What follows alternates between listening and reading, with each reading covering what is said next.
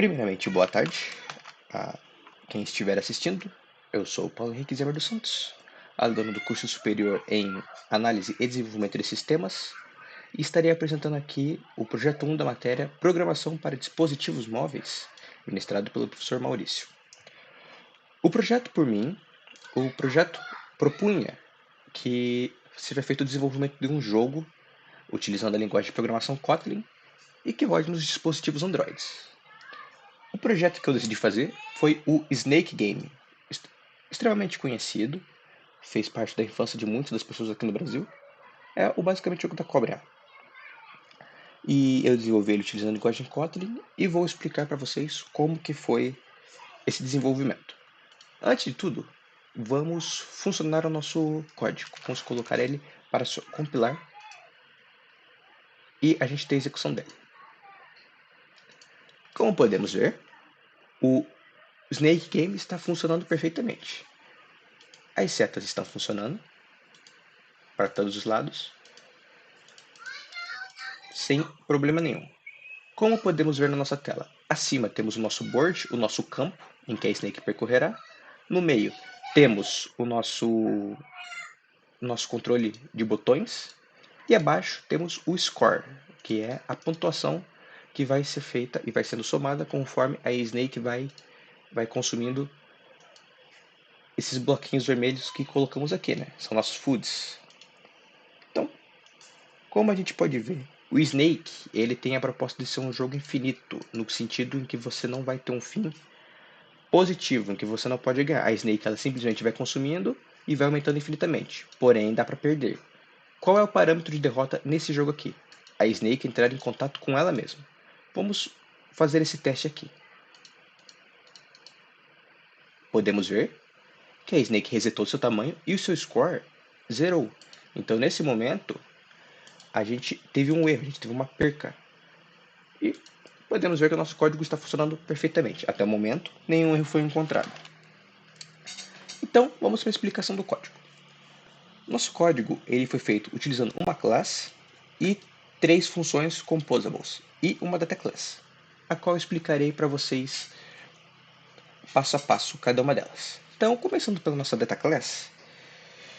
Uma data class em Kotlin é uma classe de dados. Basicamente, essa classe de dados a gente pode representar vários dados que serão imutáveis e que a gente pode usar para compartilhar esses dados entre diferentes componentes, né? Então essa classe ela vai percorrer todo o código justamente para poder compartilhar essas informações. Que informações são essas? Essas informações são a posição da comida no meu board, no meu campo aqui, e a posição da Snake. A Snake, como ela tem tamanho variável e vai aumentando conforme o tempo ou decrescendo se você errar, ela vai ser uma lista de pares, né? Sendo cada par a posição dela no board. Perfeito? Agora, vamos para a primeira classe, e que é a classe mais importante no nosso jogo, que é a Class Game. Essa classe basicamente tem toda a lógica de jogo que eu defini aqui. Primeiramente, a gente vê que essa classe ela está pedindo como referência um objeto do tipo Coroutine Scope, que eu decidi chamar escopo. Agora, o que seria um Coroutine Scope? Em Kotlin, coroutines é uma interface, né? Coroutines, eles são basicamente estruturas de programação concorrente, ou seja, que permite a gente fazer aquele paralelismo, trabalhar com threads, trabalhar com várias coisas simultâneas. Então, o coroutine, ele basicamente serve para a gente fazer com que partes do código sejam executadas de forma assíncrona, ou seja, elas podem ser suspensas e retomadas de acordo com a nossa vontade no código. Isso sendo ao mesmo tempo sendo executado com outras partes do código ou não. Então, basicamente, isso vai permitir a nós fazer paralelismo no nosso código, né? Utilizando funções assíncronas e outros estados que a gente vai ver aqui mais para frente. Abaixo temos uma variável score, que basicamente é a nossa pontuação que está aqui definida, não tem muito segredo nela. Nosso companion object, que basicamente tem uma constante que eu chamei de board size 16. Ou seja, esse board size recebe o valor de 16. O nome é extremamente intuitivo, a gente já entende que é basicamente o tamanho do nosso campo definido. Temos a variável mutex. Em Kotlin, a mutex é um objeto que garante a sincronização e acesso a recursos compartilhados entre vários coroutines. Entre coroutines, melhor dizendo, né? Pode ser um ou pode ser mais. Depois disso, temos o nosso move, a nossa variável nosso move variável de movimentação, né? Ela basicamente vai armazenar a direção da snake.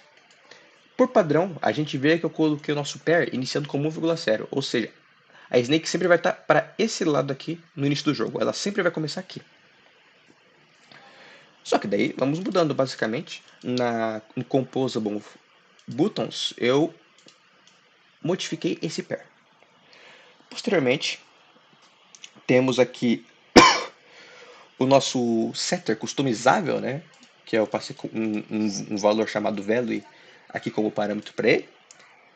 Basicamente, esse set que a gente fez, sempre que vai ser movido o objeto, ele vai ser alterado. E essa coroutine é lançada, né? Essa coroutine é lançada no momento que vai ser alterado. Então, ele vai atualizar a direção do movimento da snake, né? Com um novo valor, basicamente. Depois temos uma outra coroutine que vai ser lançada, que vai ser a inicialização do jogo, basicamente. Isso aqui é toda a inicialização do jogo e as verificações. A primeira inicialização é o Snake Length, que é basicamente o tamanho da Snake. Ela sempre vai começar tendo 4 posições de tamanho. Posteriormente a isso, a gente vai ter um laço de repetição infinito, né? É um while true, ou seja, isso que sempre vai ser verdade e vai rolar infinitamente. Em que eu coloquei um delayzinho de 150 milissegundos, só para o jogo não ficar extremamente rápido, ele fica um pouco mais intuitivo de ser jogado, como podemos ver aqui. E depois aqui aqui que as coisas começam a ficar um pouquinho mais interessante, correto? A gente vai ter primeiro o nosso mutable state, definido aqui em cima, que vai ser o update. Ele basicamente vai atualizar o estado do jogo utilizando o método update, em que a gente faz como para atualizar esse jogo. Basicamente, eu vou fazer um cálculo da posição da snake conforme o tamanho do board size, né? Para ficar tamanhos coerentes aqui no nosso board size. Posteriormente, temos uma verificação extremamente simples que a gente vê com o seguinte: se a posição da snake, esse new position, é a posição que a snake está assumindo quando vai tendo esse update, definido aqui, for a mesma posição que está o food, ou seja, se a posição da snake for a posição do food, score vai mais. Ou seja, nosso score aumenta e o snake length aumenta em 1. No momento em que ela entra em contato, o score aumenta e o tamanho dela também. E temos o nosso caso de erro, como dito, que é o caso de basicamente você entrar em contato consigo mesmo, em que a snake vai ser definida como 4 de tamanho e o score dela é 0. E depois temos a nossa função it.copy, que basicamente vai fazer cópias do nosso estado da snake, para ficar fazendo essa verificação na nossa food. No momento em que a food deixar de existir, ou seja, no momento em que a posição da snake e da food for igual, a gente vai gerar de maneira aleatória uma nova posição dela em nosso campo, em nosso board. Caso não, ele simplesmente fica. Então essa aqui é a função game, a classe game, melhor dizendo, que basicamente armazena toda a lógica do jogo. Posteriormente temos a função composable snake, que é extremamente simples. Basicamente ela é a montagem da interface. Eu joguei em cima o nosso board, que a gente vai ver mais pra frente, os botões, que a gente vai ver, e é isso. E nos botões a gente está implementando a lógica de jogo. Não tem mais esquema. Essa classe é basicamente isso. Essa função, melhor dizendo.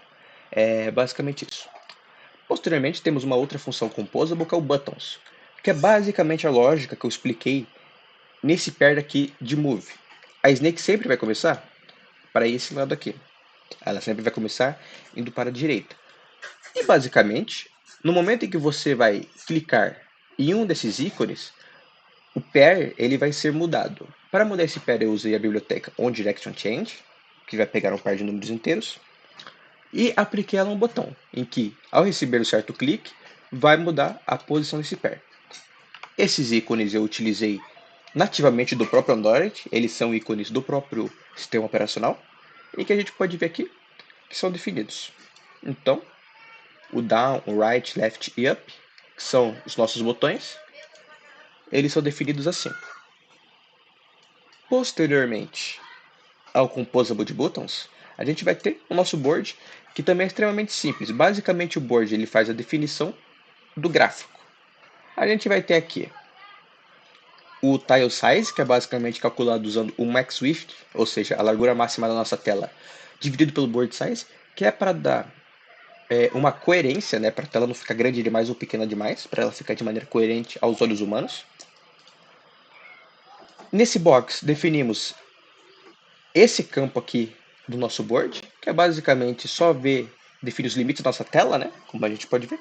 Posteriormente, temos esse box aqui, que é para definir o nosso food, como a gente pode ver, color red circle shape, que foi como eu defini aqui, e outro box para definir o gráfico da Snake. Como a Snake não é um par igual o box, porém ela é uma lista de pairs, a gente tem que usar um laço for each para conseguir gerar o gráfico dela. Usando isso, a gente basicamente roda nosso código na função mainActive, na classe mainActivity, passando o nosso Snake, que é a interface que pede por parâmetro o nosso jogo. Essa é a minha apresentação sobre o meu projeto desenvolvido para a matéria. Espero que tenham gostado e fico por aqui. Muito obrigado por seu tempo.